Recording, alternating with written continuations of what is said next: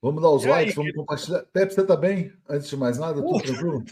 não podia estar melhor. Eu imagino. Deixa eu Não te podia falar. estar melhor. É o meu escape de 10 dias na praia antes da demência do segundo semestre, né? Com Que já, certeza. que já começou. Não, com certeza. Pepe, são muitos assuntos, o mundo está fervendo, mas e eu queria só começar para a gente não se alongar demais nisso. Como é que você Sim. está vendo o tema da Venezuela, muito à distância, né? Quer dizer, essa eleição, essa Não, tentativa de. muito. Bom, eu peço desculpas antecipadas a você e a todos. Eu segui a Venezuela muito de longe, Uhum, que eu estou ligado nas guerras eternas. claro. E ainda por cima eu estou no sudeste da Ásia, ou seja, eu estou ligado na ASEAN, nos 10 do sudeste da Ásia e na China. Então, nesses últimos dias, mesmo antes de vir para cá, eu estou aqui há mais de uma semana, eu achava que eu ia conseguir escapar para Koh Samui, para a praia, para descansar. Chego aqui, a única diferença é que eu não consigo tentar me concentrar e escrever. Eu estou fazendo só alguns posts no Telegram e no X, porque a demência é tão grande e a gente está num compasso de espera no momento, que é a resposta do eixo da resistência às provocações absurdas dos psicopatas em Tel Aviv. Então, evidentemente, eu tive que deixar de longe não só a Venezuela, como o Bangladesh. Bangladesh, hoje de manhã, eu entrei na história, lendo justamente uma coluna do meu amigo Badra Kumar, o embaixador indiano, que a gente o publicava no Asia Times durante anos, é um dos melhores diplomatas indianos das últimas décadas. Ele escreveu uma coluna excelente sobre, na verdade, a Revolução Colorida cinzenta em Bangladesh, que é extremamente perigosa para a Eurásia e para o sul global. O Badra Kumar se focalizou, ele focalizou no ponto de vista de como isso é um atentado, basicamente, dos suspeitos de sempre contra a Índia, contra a soberania da Índia Isso. e contra a conexão da Índia com a Baía de Bengal. Uhum. Mas tem uma coisa que ele não falou, que eu considero tão ou mais importante. Esse foi um golpe contra 2 BRICS ao mesmo tempo. Não só contra os interesses estratégicos da Índia no sul da Ásia, mas porque Bangladesh faz parte dos 6 corredores principais das novas rotas da seda. Um dos corredores principais do sul da Ásia, o fulcro é Bangladesh. É o corredor que se chama BCIM. Bangladesh, China, Mianmar, Índia. E isso faz parte das novas rotas da seda, e isso envolve uma ligação, ainda que à distância, mas mais aproximada, entre 2 BRICS, a Índia e a China, um candidato a BRICS, que é o Bangladesh, que tem uma importância geoestratégica enorme e uma importância enorme como centro de exportação de manufaturados. É o maior centro de exportação têxtil do planeta, é Bangladesh. E no meio, Mianmar, Mianmar é um dos 10 do sudeste da Ásia, nosso vizinho. Mianmar é o nosso vizinho no norte de onde eu estou. Eles são... a quantidade de investimentos chineses em Mianmar é enorme em energia, e para a China também tem uma ligação direta marítima de facilitar a energia marítima vindo da costa de Mianmar por dentro, por gasoduto, chegando ao sul da China, em Kunming, na província de Yuan, do sul da China. Então, este foi, resumindo, uma história extremamente complicada. Ninguém conseguiu ainda fazer uma visão de conjunto de como esse câmbio de regime em Bangladesh é estrategicamente importante, porque ele afeta 2 BRICS diretamente, e porque ele desestabiliza ainda mais a relação da Índia com a China dentro dos BRICS, e porque ele desestabiliza um vizinho também, Mianmar, que é aqui, aí entra aqui a região onde eu estou, sudeste da Ásia, ou seja, sabe o que os suspeitos de sempre usaram para essa revolução semicolorida cinzenta, um protesto que começou numa universidade bastante importante em Dhaka. E adivinha quem são os patronos principais dessa universidade? A Organização Soros. Então, é muito fácil, né, Leonardo? Quando você tem patrocinando uma das principais universidades do país e tem um movimento estudantil, o que você faz? Você sequestra o movimento estudantil para os seus propósitos. Então, lembra junho de 2013 aqui no Brasil. Sim, muito, Leonardo, sem dúvida. É legal você fazer essa analogia para todos os que estão nos acompanhando.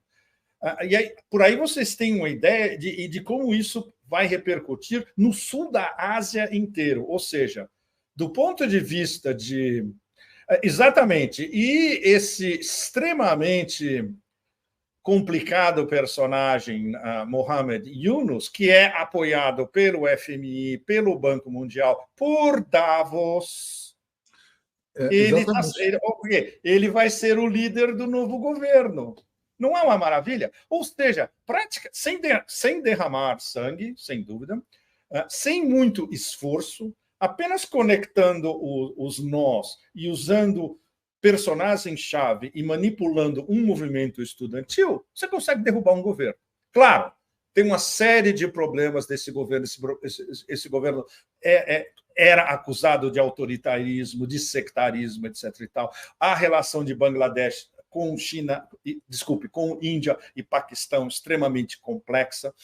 Mas eu acho que daqui a alguns dias a gente vai ter finalmente o quadro geral de como isso desestabiliza o sul da Ásia praticamente inteiro e mais um pedaço aqui do sudeste da Ásia. Muitas pessoas falaram, Pepe, que na verdade é o segundo golpe, que a Índia está cercada agora por esse golpe em Bangladesh, e antes já tinha havido golpe no Paquistão também, né? Com a prisão Exatamente. lá do... O Paquistão, que para mim tem uma relação emocional, porque eu trabalhei muitos anos no Paquistão, eu tenho amigos, o meu melhor amigo no Paquistão, infelizmente ele morreu o ano passado, ele era um dos assessores diretos do ex-primeiro-ministro Imran Khan, que ainda continua na cadeia e vai continuar por uma série de acusações absolutamente espúrias e por um golpe do exército com a mão direta do império por trás. Então, a desestabilização em todos esses países chaves do sul da Ásia é absolutamente brutal. O que nos lembra, mais uma vez, que mesmo em decadência terminal e mesmo rolando abaixo da ladeira, o império não dorme nunca. É verdade. O império nunca dorme. E por falar nisso, você acha que a boa relação entre o Putin e o Modi pesa nesse golpe? Quer dizer, porque teve uma visita recente do Modi à Rússia, né? E ele não se afasta... Isso pesa. A aproximação em diversos domínios, especialmente energia, mas também militar, entre Nova Delhi e Moscou é importante. O fato de que o Bangladesh manifestou enorme interesse em se associar aos BRICS, isso entra também. O corredor, que da maneira como eu analiso, é o elemento principal, porque desestabiliza esse corredor que estava unindo 4 países que têm uma relação extremamente complexa entre eles: Bangladesh, Mianmar, Índia e China. E a posição do Bangladesh como um dos líderes emergentes do sul global, isso, do ponto de vista do império, é absolutamente inadmissível. Veja bem, eu estava conversando isso hoje, agora há pouco, antes de encontrar vocês, sobre Mianmar. As guerrilhas em Mianmar, tem mais de 50 grupos étnicos em Mianmar, é um patchwork complicadíssimo. E cada um tem um tipo de desavença com o governo militar, cuja maioria é burmeses. Isso poderia ter sido resolvido há anos, se não décadas, todo mundo sentando na mesma mesa. Adivinha quem está financiando a maior parte dessas guerrilhas de diferentes grupos étnicos contra Yangon, na capital? Os suspeitos de sempre e os nossos amigos, entre aspas, da CIA. Ou seja, eles podem usar o mesmo sistema de desestabilização perene de Mianmar há décadas, em Bangladesh agora também. Por isso que isso é tão importante. Os indianos estão apavorados com essa história. Os chineses ainda não se manifestaram, mas a reação da China vai ser geoeconômica. Eles vão ver primeiro esse novo governo, qual é a deles, e todos os acordos que a China estava organizando com o Bangladesh. Não quer também, a gente abandona vocês. E como a gente está dentro dos BRICS com a Índia, e a Índia também não está satisfeita, a Índia também vai abandonar vocês. Então, vocês vão entrar no beco sem saída. Ou seja, as repercussões geoeconômicas e geopolíticas do que aconteceu em Bangladesh são uau, é um negócio...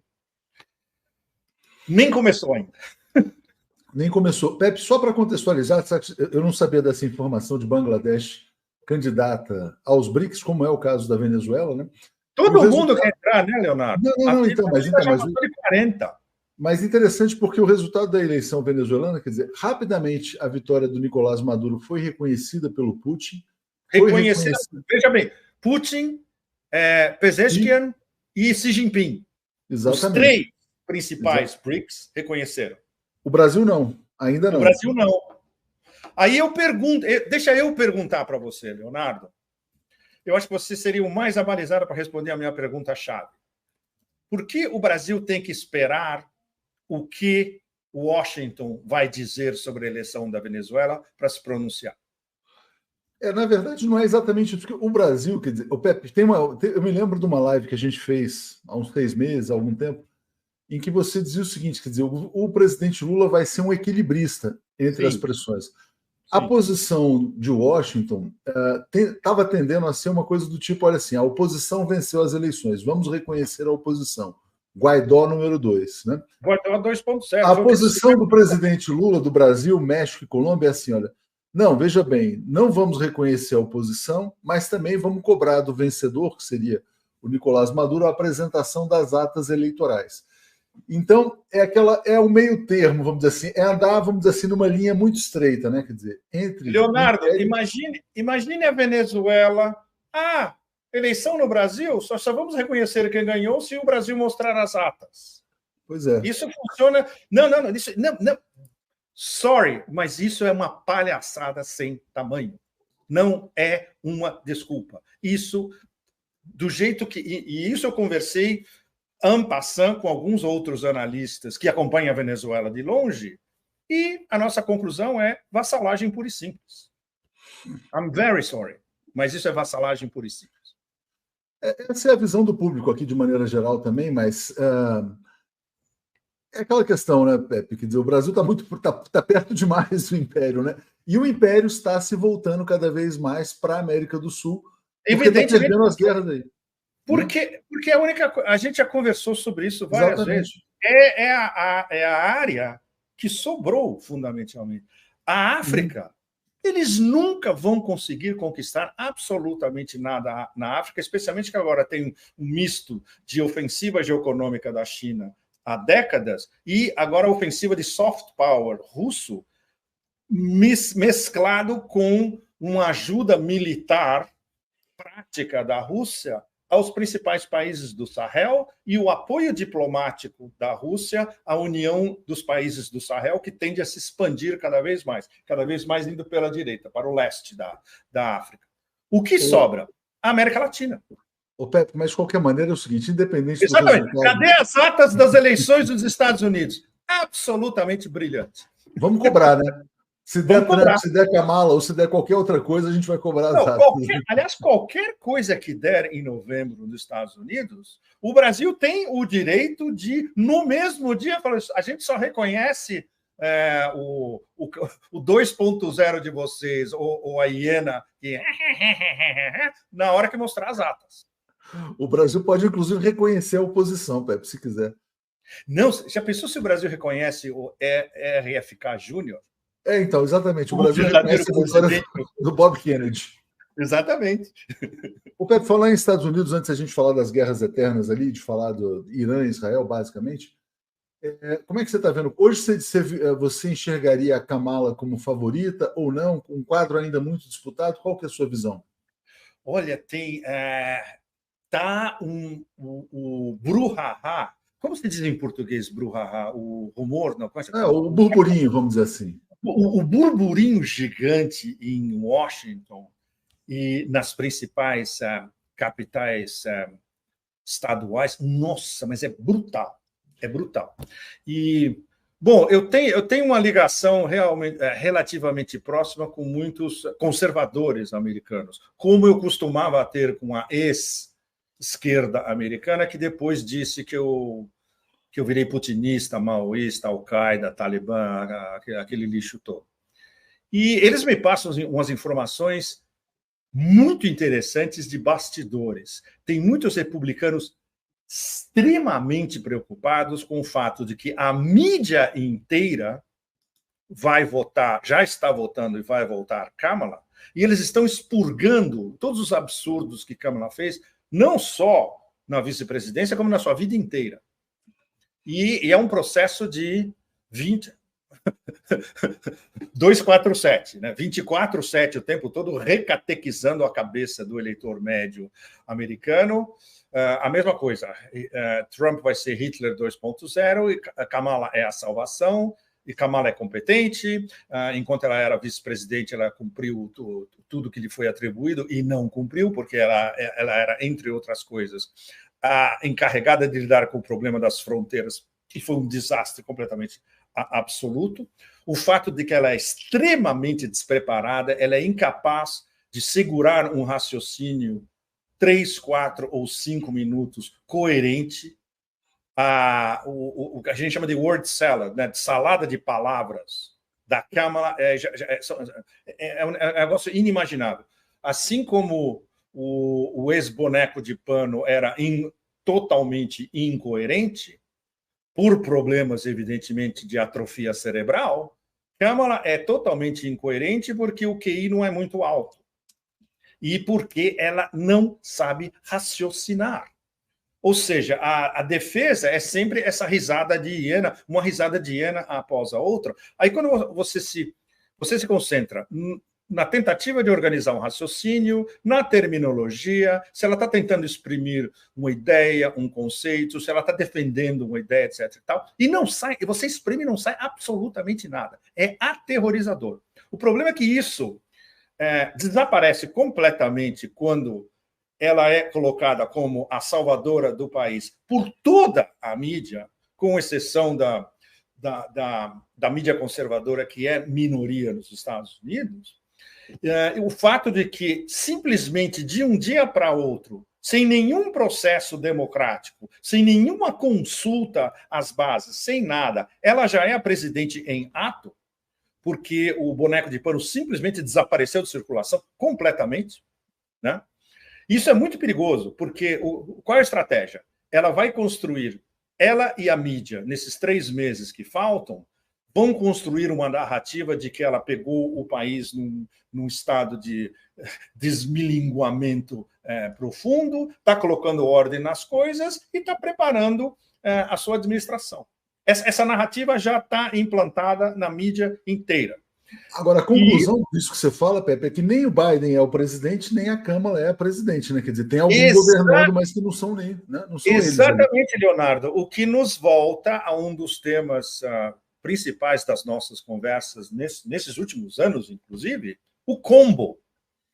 Quem está governando os Estados Unidos, mesmo antes de todo esse plot de Netflix, a cartinha sem o logotipo da Casa Branca, a renúncia a concorrer à reeleição, Kamala, que surge do nada, é ungida por todo mundo, inclusive por seu adversário visceral, Barack Obama. Ou seja, a turma da grana pesada, ela inclusive interferiu contra Obama, dizendo, cala a boca, porque agora a gente tem que se unir todos, não tem outro candidato, vai ser ela e todo mundo tem que respeitar. Isso daí, por mais que Obama seja um dos controladores do Partido Democrata, ele não controla porque não tem a grana. Quem tem a grana são o que a gente chama de big money, os grandes doadores, as grandes famílias, os verdadeiros financiadores do Partido Democrata, onde entra tudo. Desde, como é que chama, acionistas invisíveis da Vanguard, até grandes famílias da Costa Leste. Esse é o espectro. Quem manda mesmo. E eles demoraram alguns dias, viram, olha, não tem outra saída, não tem plano B, vai ser esse plano que nunca existiu e vai ter que ser ela porque não tem mais ninguém. Isso é extremamente perigoso. Primeiro porque, em termos de respeitar regras democráticas, foi tudo pelo buraco. Completamente. Câmara, se você perguntar para a Câmara onde fica Donbass, ela não vai saber apontar no mapa. Eu sou capaz de apostar com qualquer um de vocês. Mas não tem um cursinho básico antes de entrar na campanha? Não tem nenhum cursinho básico, não tem nenhum cursinho básico, apostila. Não tem. A experiência dela em política externa, nesses quase 4 anos, é literalmente zero. Ela estava encarregada de questões domésticas que ela não conseguiu lidar.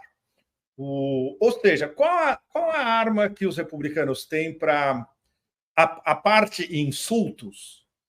Que, pelo amor de Deus, né? Vamos subir um pouco o nível. Por enquanto, é uma sequência de insultos de Trump, do J.D. Vance, de senadores republicanos, etc. E tal.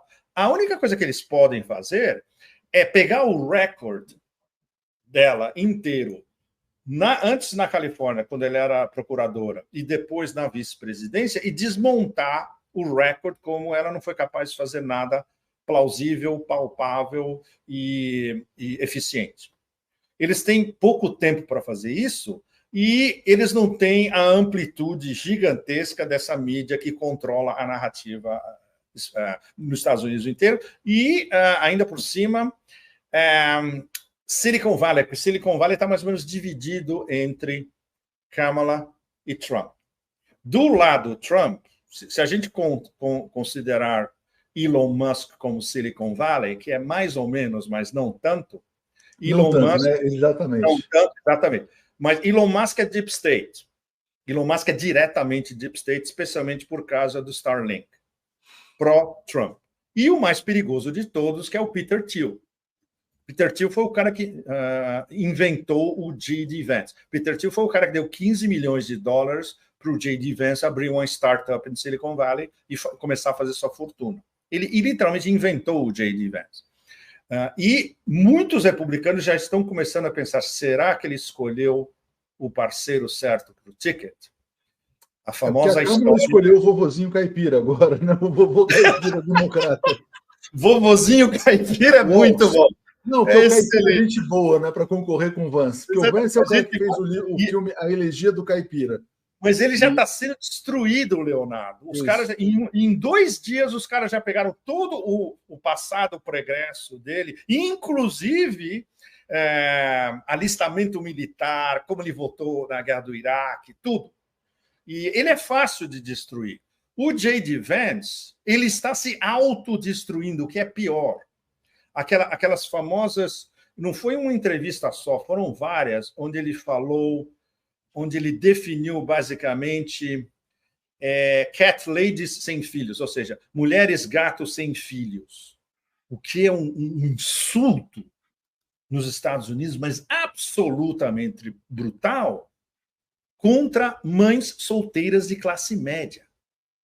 Como você, como político, você aliena, deve ter, pelos números que a gente tem, pelo menos 20, 21, 22 milhões de eleitoras, mães solteiras de classe média e com um certo nível educacional. Você, com um absurdo que ele falou, você elimina essa sua base eleitoral completamente. Os republicanos ficaram horrorizados e não tem como voltar para trás. Tentaram justificar. Trump tentou justificar o injustificável. Ou seja, a ex-vice-presidente, no momento presidente atual, Kamala, e o candidato à vice-presidência republicana é a opção entre um crocodilo no pântano e outro crocodilo no pântano.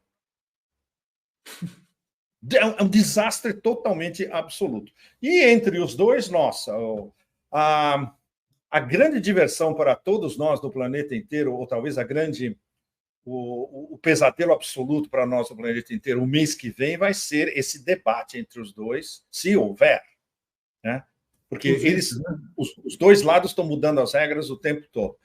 Depois desse debate, a gente vai ter talvez uma noção mais ou menos palpável de que tipo de horror o planeta vai herdar em 2025.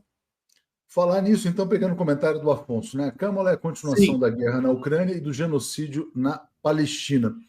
Corretíssimo, nos dois ângulos, corretíssimo. Trump, a diferença, Trump é a continuação e a exacerbação do genocídio na Palestina, veja bem, porque o principal encontro, eu não sei se a gente já falou isso entre nós, mas o principal encontro da visita do Bibi a Washington não foi o Congresso e não foi com o combo, foi com Trump em Mar-a-Lago. Uhum.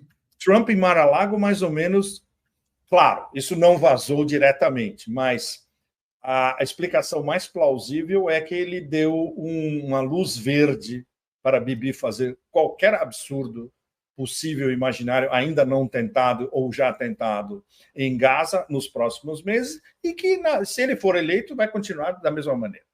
Não, e, inclusive, o Trump falou, quer dizer, que se ele não vencer, o Estado de Israel pode desaparecer no futuro. Exatamente. Ou seja, isso é uma confirmação lateral, informal e underground do que a gente está discutindo. Exatamente. Quanto à questão da Ucrânia, do lado Trump é muito mais complicado. Isso deve requerer de muitos de nós escrever sobre isso a partir do mês que vem, em mais detalhes, porque já existe um plano republicano de um cara apontado pelo Trump de qual seria a proposta americana de um cessar-fogo e do final da guerra que Trump apresentaria a Putin.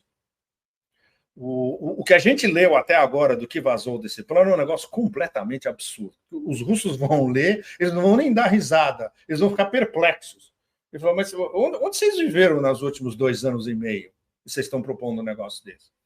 Bom, então a gente sabe que não é que Trump vai, como ele está apregoando, vou pegar o telefone, vou sentar com Vladimir Putin e vou encerrar essa guerra em um dia. Não é isso. De jeito nenhum. Especialmente porque qualquer coisa que ele fizer, o Deep State vai vetar, se não for de acordo com o interesse do Deep State, que é guerras eternas. É a prolongação dessa guerra. É uma pausa para a guerra continuar, digamos, no final de 2025, a partir de 2026, quando os famosos mísseis de médio alcance americanos vão ser instalados na Alemanha. Ou seja, eles têm que postergar essa guerra o máximo possível para tentar uma nova ofensiva da OTAN, não da Ucrânia, porque não vai sobrar ninguém da Ucrânia até 2026, anti-Rússia a partir de 2026. Esse é o plano, entre aspas, mais ou menos óbvio da OTAN a médio prazo. Então não vai ter pausa na Ucrânia. Diga, Leonardo, você quer falar alguma coisa? Não, é que, assim, é só para já não pular direto para a Ucrânia, uma última questão dos Estados Unidos, que essa aqui é bem interessante, da Ellie Durstein, em que ela fala que o Biden deu uma declaração ontem dizendo o seguinte, que ele teme que a transição do seu governo para o próximo não seja suave se a Câmara ganhar, porque ele disse que os republicanos não aceitariam, né? Aí ela pergunta, a guerra civil vai ser pior se o Trump ganhar limpo ou se a Kamala ganhar roubando, né? Porque, assim, quer dizer, certamente, se for uma margem muito estreita, sim, vai virar Venezuela, né? Vai ficar um lado cobrando a ata do outro, né? Vai virar Venezuela. Atas, né?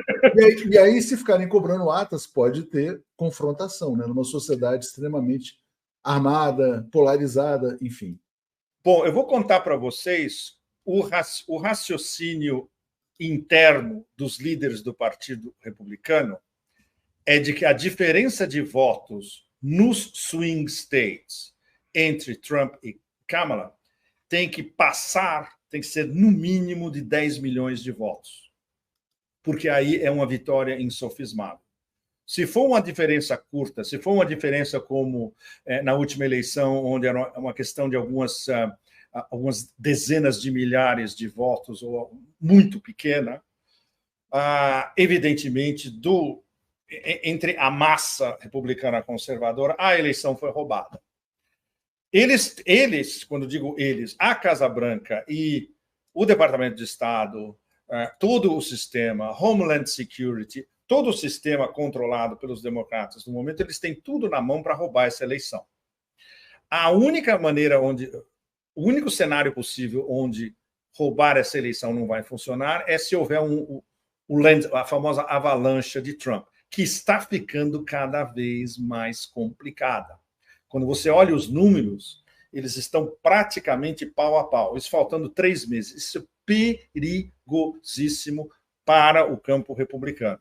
E, no momento, até agora, você não vê um estrategista republicano recomendando um approach diferente, um ataque diferente contra a Câmara. Eles ainda estão estudando como mudou o adversário, como mudou o tabuleiro, quais as melhores estratégias para enfrentar esse adversário e, especialmente, como enfrentar a campanha de, digamos, endeusamento da nova deusa indiana, black indiana ou mista Kamala, que começou com uma força total e conseguiu equiparar os 2 tickets em questão de dias.